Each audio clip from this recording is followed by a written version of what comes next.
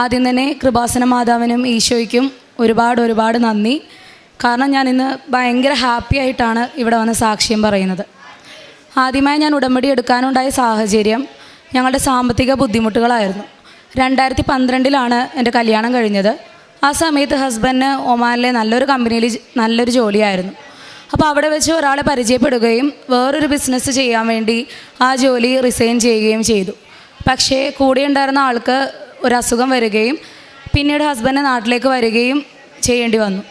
പക്ഷേ വന്നതിന് ശേഷം ഇവിടെ കുറേ ബിസിനസ്സൊക്കെ ചെയ്ത് നോക്കി. വീണ്ടും ദുബായിൽ പോയി, അത് കഴിഞ്ഞ് വീണ്ടും വന്നു, ഒമാനിൽ പോയി, വീണ്ടും വന്നു. ആകെ കടമായി എന്ന് മാത്രമല്ല, സ്വർണ്ണമില്ല, പൈസയില്ല, ആകെ എന്ത് ചെയ്യണം എന്നറിയാത്തൊരവസ്ഥയായിരുന്നു. അപ്പോൾ വീട്ടിൽ കല്യാണം കഴിഞ്ഞെങ്കിലും വീണ്ടും വീട്ടുകാരുടെ സഹായത്തോടെ നിൽക്കേണ്ട ഒരവസ്ഥ. അപ്പോൾ ആ സമയത്തൊക്കെ ഞാൻ ഒരു CBSE സ്കൂളിൽ വർക്ക് ചെയ്യുമായിരുന്നു. വളരെ നിസ്സാരമായ ശമ്പളം. എങ്ങനെ ഇനി ജീവിതം മുന്നോട്ട് കൊണ്ടുപോകണം എന്നറിയില്ല. അങ്ങനെയാണ് കൃപാസന മാതാവിനെ പറ്റി കേൾക്കുന്നത്.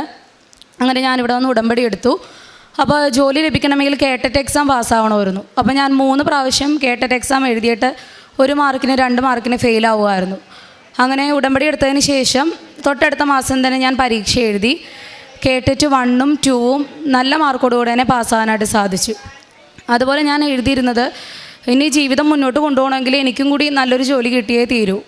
അപ്പോൾ അതിലൊരു നിയോഗമായിട്ട് എനിക്ക് എയ്ഡഡ് സ്കൂളിൽ അല്ലെങ്കിൽ ഗവൺമെൻറ് സ്കൂളിൽ എനിക്കൊരു ജോലി തരണേ മാതാവേ എന്ന് എഴുതിയിരുന്നു. ജസ്റ്റ് എഴുതിയെന്നേ ഉള്ളൂ. ഞാൻ അതിനുവേണ്ടി പ്രിപ്പയർ ചെയ്യുകയോ എന്താ ചെയ്യേണ്ടതൊന്നും എനിക്കറിയില്ലായിരുന്നു. അപ്പോൾ അതിന് മുമ്പ് ഞാൻ PSC പരീക്ഷകളൊക്കെ എഴുതിയിട്ടുണ്ട്. മെയിൻ ലിസ്റ്റിൽ വരാറ് പോലുമില്ല. അപ്പോൾ അതിനുശേഷം തൊട്ടടുത്ത വർഷം തന്നെ PSC നോട്ടിഫിക്കേഷൻ വന്നു, അപ്ലൈ ചെയ്തു. അപ്പോൾ അത് കഴിഞ്ഞ് പുതുക്കിയപ്പോൾ ഞാൻ അമ്മയോട് എഴുതിയിരുന്നു, എനിക്ക് 150ാമത്തെ റാങ്കിനുള്ളിൽ എനിക്കൊരു റാങ്ക് തരണേ, ജോലി കിട്ടണേ എന്നുള്ളതിനേക്കാൾ ഉപരി ആ ഒരു റാങ്കിനുള്ളിൽ എന്നെ കയറ്റി തരണേ മാതാവേ എന്ന് ഞാൻ എഴുതിയിരുന്നു. അതുപോലെ തന്നെ പരീക്ഷ എഴുതി. റാങ്ക് ലിസ്റ്റ് വന്നപ്പോൾ ഞാൻ ആഗ്രഹിച്ച പോലെ തന്നെ 150ാമത്തെ റാങ്കിനുള്ളിൽ തന്നെ കയറുവാനായിട്ട് സാധിച്ചു. എങ്കിലും പ്രശ്നങ്ങളൊന്നും തീർന്നില്ല. പിന്നീട് ഞാൻ ഉടമ്പടി പുതുക്കിയതുമില്ല, ഉടമ്പടിയിൽ നിന്ന് വിട്ടുപോയി. ഹസ്ബൻഡിൻ്റെ അവസ്ഥ അതേ അവസ്ഥയൊക്കെ തന്നെ, ജോലി ഉണ്ട് പക്ഷേ അന്നൊന്നും ഇല്ലാത്തൊരവസ്ഥ. അങ്ങനെ എഴുതിയതുപോലെ തന്നെ ആ വർഷം തന്നെ എയ്ഡഡ് സ്കൂളിൽ നിന്നും ഇൻ്റർവ്യൂവും എക്സാമൊക്കെ ഉണ്ടായി. പ്രാർത്ഥിച്ച പോലെ തന്നെ അതിലും ലിസ്റ്റിൽ വരുവാനായിട്ട് സാധിച്ചു. അങ്ങനെ ഡെയിലി വേജായിട്ട് ഒരു എയ്ഡഡ് സ്കൂളിൽ ജോലിക്ക് കയറി. പക്ഷേ വീണ്ടും പ്രശ്നങ്ങളായിരുന്നു. കാരണം ഡെയിലി വേജായിട്ടാണ് കയറിയതെങ്കിലും അപ്പോയിൻമെൻ്റ് ഒന്നും പാസ്സാവുന്നില്ല, സാലറി കിട്ടുന്നില്ല. ആദ്യത്തെ വർഷത്തെ സാലറി അപ്പീലിന് പോയി. 3 വർഷമായിട്ട് ആ സാലറി പോലും കിട്ടുന്നില്ല. അങ്ങനെ ഹസ്ബൻഡിൻ്റെ ജോലിക്ക് വേണ്ടി തന്നെ വീണ്ടും ട്രൈ ചെയ്തു. അങ്ങനെ ഡിസംബർ 2023 നല്ലൊരു ജോബ് ഓപ്പർച്യൂണിറ്റി വന്നു. അതായത് ആഗ്രഹിച്ച പോലെ തന്നെ ഹസ്ബൻഡിന് ഒരു ജോലി. അവർ പറഞ്ഞത് വേറെ പ്രശ്നങ്ങളൊന്നുമില്ല, ഒരാഴ്ചക്കുള്ളിൽ വിസ കിട്ടും എന്നാണ് പറഞ്ഞത്. പക്ഷേ കൂടെ ഉണ്ടായിരുന്നവരുടെയൊക്കെ വിസ ഒരാഴ്ച കൊണ്ട് കിട്ടി. ഹസ്ബൻഡിന് മാത്രം മെഡിക്കൽ എക്സ്പയർഡ് കാണിച്ചുകൊണ്ടിരിക്കുന്നു. മെഡിക്കൽ നേരിട്ട് അയച്ചു കൊടുത്തു. അവർ നേരിട്ട് അവിടെ ഗവൺമെൻറ്റിലൊക്കെ പോയി ചെയ്തു. പക്ഷെ ഒന്നും ആവുന്നില്ല. അവസാനം അവർ ഇനി പ്രതീക്ഷ വെക്കണ്ട, വേറെ ട്രൈ ചെയ്തോളാൻ പറഞ്ഞു. അപ്പോൾ ഞങ്ങളും ആകെ നിരാശയായി. കാരണം ഒരാഴ്ചയെന്ന് പറയുന്നത് 3 മാസമായി. അപ്പോൾ ഞാനിങ്ങനെ സ്കൂളിൽ വർക്ക് ചെയ്യുന്ന സമയത്ത് ഞാൻ എൻ്റെ ഒരു ടീച്ചറിനോട് പറഞ്ഞു, ഇനിയിപ്പോൾ വിസ കിട്ടിയാലും ഇല്ലെങ്കിലും ഞാൻ നാളെ എന്തായാലും കൃപാസന മാതാവിൻ്റെ അടുത്ത് പോകും. ആ പറഞ്ഞ സെക്കൻഡിൽ എനിക്ക് എങ്ങനെ പറയേണ്ടതെന്ന് അറിയില്ല, ജസ്റ്റ് പറഞ്ഞേ ഉള്ളൂ. ആ സെക്കൻഡിൽ ഹസ്ബൻഡ് വിസയാണ് ഫോണിലേക്ക് വന്നത്. അത് ഭയങ്കര ഒരു അത്ഭുതമായിരുന്നു. പിറ്റേ ദിവസം തന്നെ മാതാവിൻ്റെ അടുത്ത് വന്ന് നന്ദി പറഞ്ഞിട്ടാണ് പോയത്. അതുപോലെ തന്നെ ഞാൻ മാതാവിൻ്റെ അടുത്ത് നേർന്നു. ഉടമ്പടി ഞാൻ ഇടയ്ക്ക് വെച്ച് ബ്രേക്കായി പോയതാണ്. ഇനി ഉടമ്പടി എടുക്കുമ്പോൾ അതിലെൻ്റെ ഹസ്ബൻഡിൻ്റെ ജോലിയുടെ കാര്യവും എൻ്റെ ജോലിയുടെ കാര്യവും എഴുതേണ്ട അവസ്ഥ വരരുതേ മാതാവേ. അതിനു മുമ്പ് അതിലൊരു തീരുമാനം ഉണ്ടാക്കി തരണമെന്ന് പ്രാർത്ഥിച്ചു. അതുപോലെ തന്നെ ആ മാസം തന്നെ മാർച്ച് 12-ാം തീയതി 2024 ഹസ്ബൻഡ് പോവുകയും ചെയ്തു. ആ ആഴ്ചയിൽ തന്നെ എനിക്ക് PSCയുടെ അഡ്വൈസ് ലഭിക്കുകയും ചെയ്തു. അതൊട്ടും പ്രതീക്ഷിക്കാത്തതായിരുന്നു അത്രയും പെട്ടെന്ന് അഡ്വൈസ് കിട്ടുക എന്നുള്ളത്. അങ്ങനെ ഞാൻ വന്ന് ഉടമ്പടി 2ാമത് എടുക്കുകയും ചെയ്തു. ജൂൺ 20-ാം തീയതി ഞാൻ നല്ലൊരു ഗവൺമെൻറ് സ്കൂളിൽ തന്നെ ജോലിക്ക് കയറി. സാലറിയും പാസ്സായി. ഇപ്പോൾ നല്ല ഹാപ്പി ആയിട്ടിരിക്കുന്നു. ഏറ്റവും വലിയൊരു ആവശ്യമായിരുന്നു ഞങ്ങളുടെ കുടുംബത്തിനൊരു ജോലി എന്നുള്ളത്. അതിനുവേണ്ടിയാണ് മാതാവിൻ്റെ അടുത്ത് പ്രാർത്ഥിച്ചത്. അത് മാതാവ് ഞങ്ങൾക്ക് നടത്തി തന്നു. പിന്നെ ഉടമ്പടി എടുത്തതിന് ശേഷം ഞങ്ങളുടെ ജീവിതത്തിൽ ഒരുപാട് മാറ്റങ്ങൾ വന്നു. ഹസ്ബൻഡായാലും എല്ലാ ദിവസവും ബൈബിൾ വായിക്കും. ഇപ്പോഴും പോയിട്ടും ബൈബിൾ വായിക്കാത്ത ദിവസങ്ങളില്ല. ഞാനും പറ്റാവുന്ന പോലെ എല്ലാ ദിവസമൊക്കെ പള്ളിയിൽ പോവും. കുർബാന മുടക്കാതിരിക്കാൻ പരമാവധി ശ്രമിക്കും. പിന്നെ ഉടമ്പടി അടുത്ത കാലഘട്ടങ്ങളിലൊക്കെ സ്നേഹാലയത്തിൽ പോയി അവിടെ രോഗികളൊക്കെ ശുശ്രൂഷിക്കുമായിരുന്നു. പത്രം വിതരണം ചെയ്യും. ഇത്രയും വലിയൊരു അനുഗ്രഹം തന്ന മാതാവിന് ഈശോയ്ക്കും ഒരുപാട് നന്ദി. ഒരു കാര്യവും കൂടി, അതുപോലെ അപ്പീലിന് പോയ എൻ്റെ സാലറിയുടെയും 2021 അപ്പീലിന് പോയതായിരുന്നു. അപ്പോൾ അതും ഞാൻ ഉടമ്പടിയിൽ വെച്ചിട്ടുണ്ടായിരുന്നു. ഇനി അടുത്ത ഉടമ്പടി പുതുക്കുന്നതിന് മുമ്പ് എനിക്കത് പാസ്സാക്കി തരണേന്ന്. കറക്റ്റ് ഞാൻ പ്രാർത്ഥിച്ച ആ മാസം തന്നെ ആ സാലറിയും പാസ്സാക്കി കിട്ടുകയും ചെയ്തു. നന്ദി. സങ്കീർത്തനം 27 5-6 തിരുവചനങ്ങൾ ഇപ്രകാരം അരുളി ചെയ്യുന്നു: ക്ലേശകാലത്ത് അവിടുന്ന് തൻ്റെ ആലയത്തിൽ എനിക്ക് അഭയം നൽകും. തൻ്റെ കൂടാരത്തിനുള്ളിൽ എന്നെ ഒളിപ്പിക്കും. എന്നെ ഉയർന്ന പാറമേൽ നിർത്തും. ജോലിയില്ലാത്ത ഒരവസ്ഥ, അതിൻ്റെ രണ്ടാമത്തെ സാക്ഷ്യമാണ് ഇന്ന് രാവിലെ തന്നെ നാം ഈ അൾത്താരയിൽ പങ്കുവെച്ച് കേൾക്കുക. ഓരോ ദിവസവും സാക്ഷ്യങ്ങൾ ഉണ്ട്. എന്നാൽ ഇന്ന് തന്നെ ജോലി എത്രയേറെ തനിക്ക് വേണ്ടപ്പെട്ടതായിരുന്നു തനിക്കില്ല ജോലി. തൻ്റെ ഹസ്ബൻഡിന് സ്ഥിരമായിട്ടുള്ളൊരു വരുമാനമില്ല. ആ അവസ്ഥയിൽ ഉടമ്പടി എടുത്തു. ഉടമ്പടി കുറച്ചൊക്കെ അങ്ങ് നന്നായിട്ട് ചെയ്തു. പിന്നീട് അത് ഇടയ്ക്ക് വെച്ച് ഉടമ്പടി ബ്രേക്ക് ചെയ്തു എന്നാണ് പറയുക.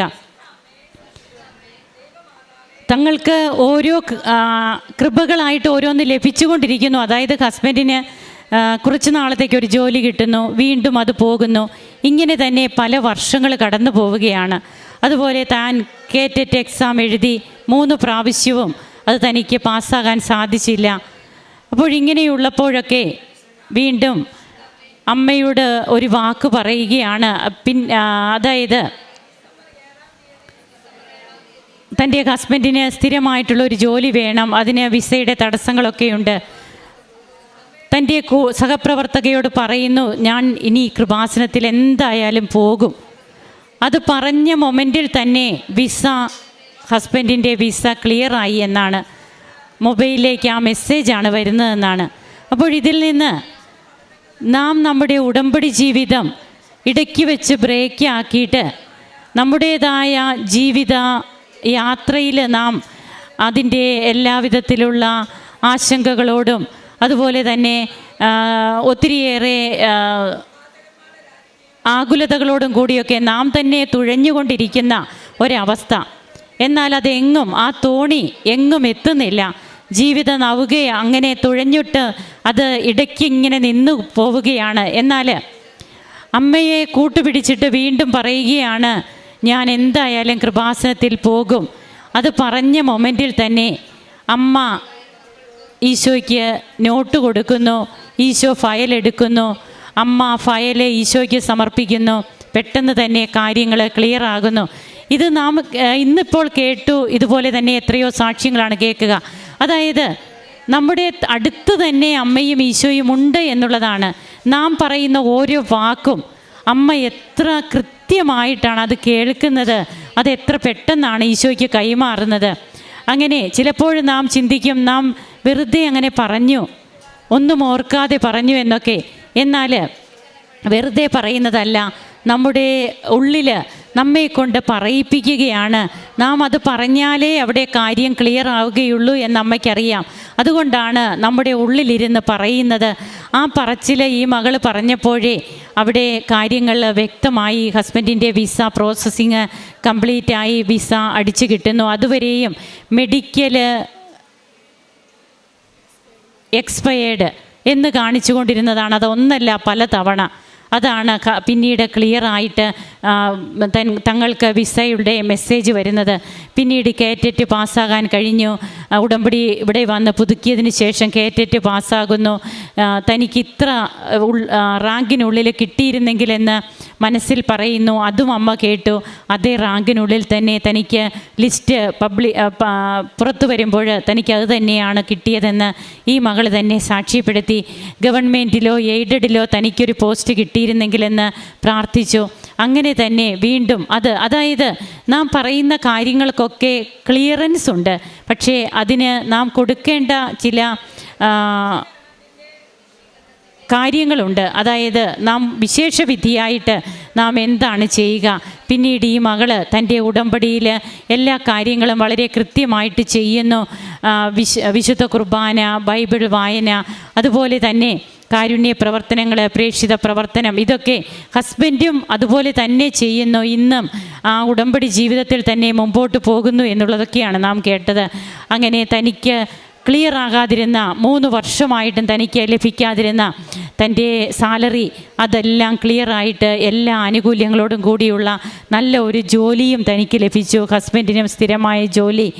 അപ്പോൾ ജീവിതത്തിൽ ഒന്നും നമുക്ക് അസാധ്യമല്ല എന്ന്, ദൈവത്തിനൊന്നും അസാധ്യമല്ല എന്ന് ഒരിക്കൽ കൂടി അമ്മ മാതാവ് തിരുവചനത്തിലൂടെ അരുളി ചെയ്യുന്നത് പോലെ നമ്മുടെ ജീവിതത്തിലും പ്രവർത്തിച്ചു കൊണ്ടിരിക്കുന്നു. കരങ്ങളടിച്ച് ഈശോയ്ക്കും അമ്മയ്ക്കും നമുക്ക് നന്ദി പറയാം. അത്യപൂർവ ദൈവാനുഭവങ്ങൾ ഇനി നിങ്ങൾക്കും സ്വന്തം.